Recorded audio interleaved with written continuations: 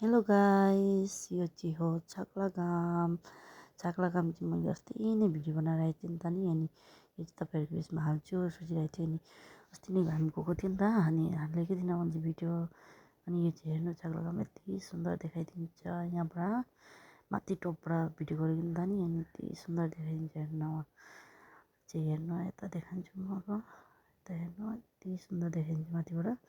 बहुत सुन्दर भ्यू आउँछ यहाँ चाहिँ यति सुन्दर छ। यो चाहिँ पाँचपन्ट पहाड हो उताको चाहिँ देखाइदिँदैछ अलिअलि। बहुत सुन्दर जग्गा छ यो चाहिँ। सिँढी माथिदेखि मान्छेले यति उच्च सिँढी बनाएको छ। हेर्नु यति सुन्दर जग्गा छ, कति ठन्डा छ यहाँ चाहिँ।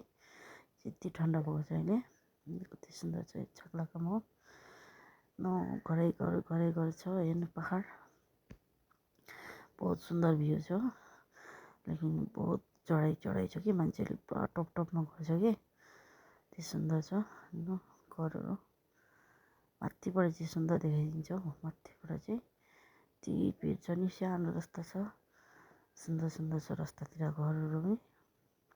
जहाँ घरहरू यति दामीले बनाएको छ। हेर्नु बम्बो सम्बो लगाएको छ, यति सुन्दर देखाइदिन्छ। हेर्नु